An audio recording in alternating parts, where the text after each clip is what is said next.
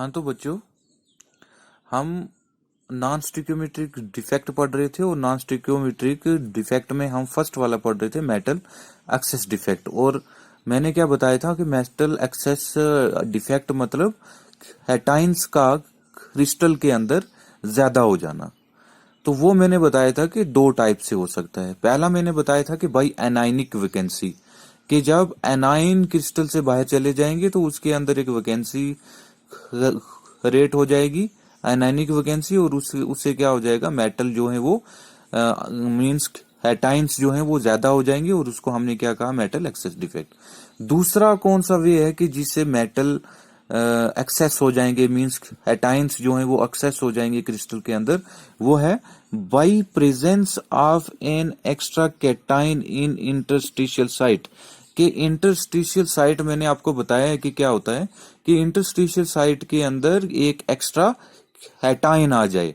तो जब एक इंटरस्टिशियल साइट के अंदर एक्स्ट्रा हेटाइन आ जाएगा तो उसको हम क्या बोलेंगे, metal access defect by presence of an extra cation in the interstitial site. अब सवाल ये अराइज होता है कि वो एक्स्ट्रा कैटाइन आया कहां से, और फिर उस क्रिस्टल को इलेक्ट्रिकली न्यूट्रल हमने कैसे किया।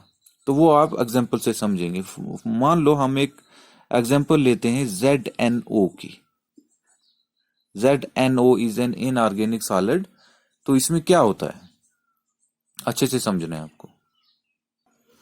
हाँ तो बच्चों, मान लो ZnO जिंक ऑक्साइड हमारे पास क्या है, एक इनऑर्गेनिक सॉलिड है जो किस फॉर्म में एग्जिस्ट कर रहा है, ZnO ये ऐसे जो है वो ऑक्सीजन जो है वो जिंक के साथ कंबाइंड हुआ है।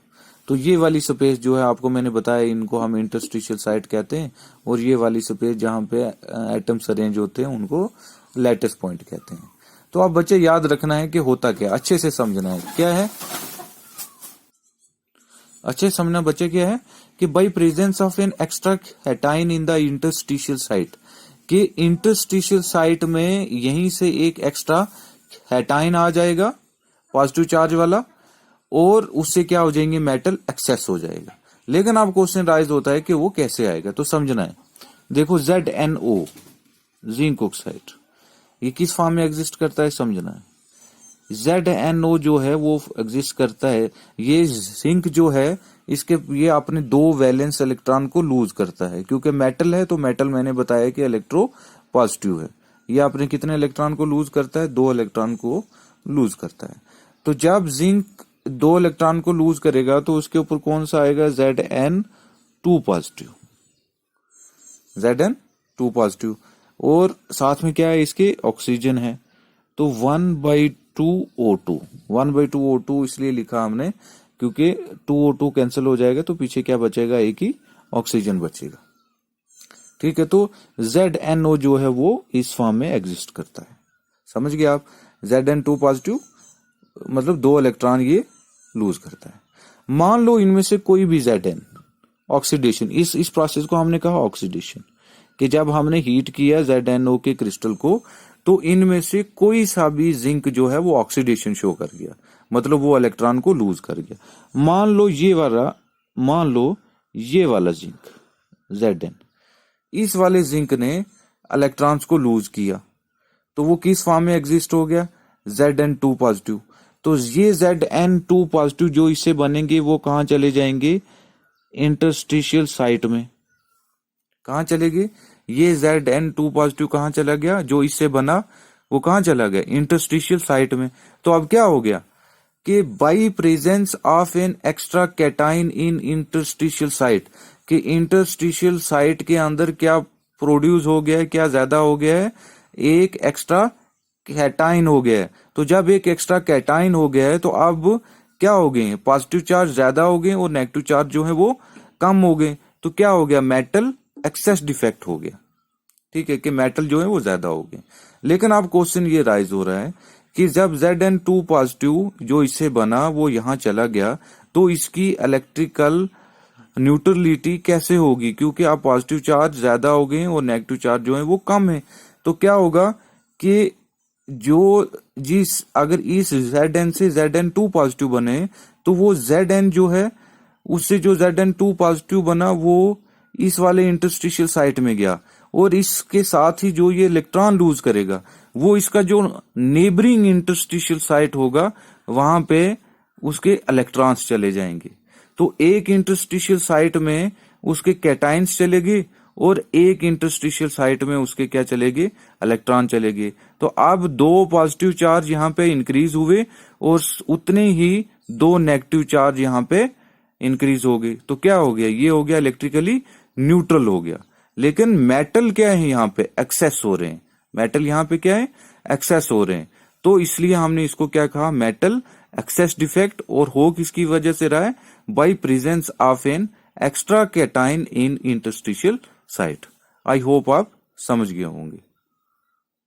ये वाला जो स्केच है और ये वाली रिएक्शन जो है ये रिटर्न मटेरियल के साथ आपको वहां पे लिखनी है। तो बच्चों मेटल एक्सेस डिफेक्ट नॉन स्टिक्योमेट्री में हमने पढ़ा कि ये 2 टाइप से हो सकता है, by presence by anionic vacancy and by presence of an extra cation in the interstitial site. तो दूसरी टाइप ये है मेटल डेफिशिएंट डिफेक्ट के। ये एक ऐसा डिफेक्ट है जिसमें मेटल जो है वो डेफिशिएंट हो जाते हैं, मेटल की कमी हो जाती है। मींस मैंने आपको पहले ही बताया कि मेटल जो है वो इलेक्ट्रोपॉजिटिव होते हैं, मींस वो कैटाइन की फॉर्म में एग्जिस्ट करते हैं। तो जो ओवरऑल सॉलिड है उसके अंदर जो है वो कैटाइंस की कमी हो जाती है।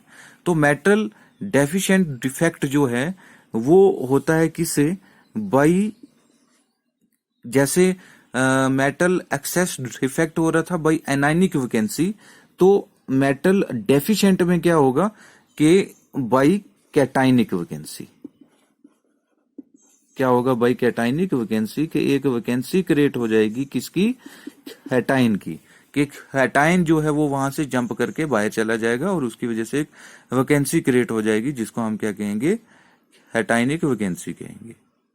तो अब ये है कि अगर कैटाइनिक वैकेंसी क्रिएट होगी तो वो इलेक्ट्रिकली न्यूट्रल कैसा होगा। मान लो हमारे पास एक सॉलिड है, लेकिन ये याद रखना है कि ये उन सॉलिड्स में होता है जो वेरिएबल ऑक्सीडेशन स्टेट शो करते हो, वेरिएबल ऑक्सीडेशन स्टेट शो करते हो। जैसे आयरन है आपके पास, तो आयरन जो है जब 2 इलेक्ट्रॉन लूज करेगा तो ये Fe2 पॉजिटिव की फॉर्म में एग्जिस्ट करता है, ये 3 भी कर सकता है Fe3 पॉजिटिव। तो इसको हमने कहा वेरिएबल ऑक्सीडेशन स्टेट।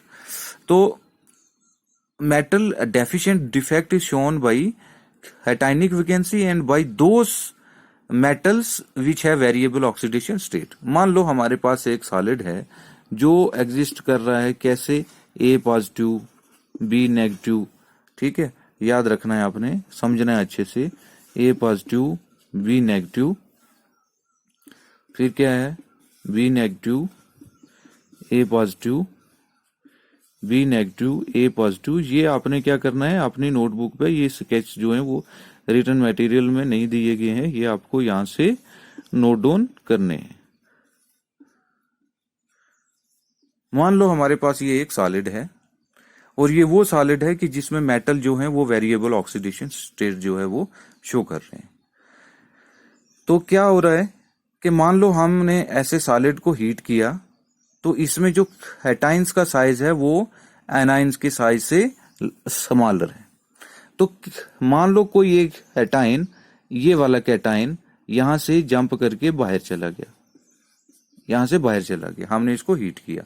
तो जो ये वैकेंसी पीछे क्रिएट हुई, इस वैकेंसी को हमने कहा कैटाइनिक वैकेंसी। इस वैकेंसी को हमने क्या कहा, कैटाइनिक वैकेंसी। तो क्या हो रहा है अब कि अब ओवरऑल क्रिस्टल में पॉजिटिव चार्ज जो है वो कम हो गए हैं और नेगेटिव चार्ज जो है वो ज्यादा हो गए। मीन्स कैटाइंस जो है वो कम हो गए हैं और एनाइंस जो है वो ज्यादा हो गए हैं, क्योंकि एक A पॉजिटिव जो है, एक कैटाइन जो है वो बाहर चला गया। तो क्या हो गया, मेटल डेफिशिएंट डिफेक्ट हो गया। क्यों कि एक कैटाइन एक मेटल जो है वो बाहर चला गया। तो ये हो किसकी वजह से रहा है, बाई कैटाइनिक वैकेंसी, क्योंकि एक कैटाइन यहां से जंप करके बाहर गया। तो इस वैकेंसी को, इस होल को हमने क्या कहा, कैटाइनिक वैकेंसी कहा। लेकिन अब क्वेश्चन ये अराइज होता है कि यहाँ पे पॉजिटिव चार्ज कम हो गए हैं और नेगेटिव चार्ज जो है वो ज्यादा हो गए हैं, तो ये इलेक्ट्रिकली न्यूट्रल कैसे हुआ।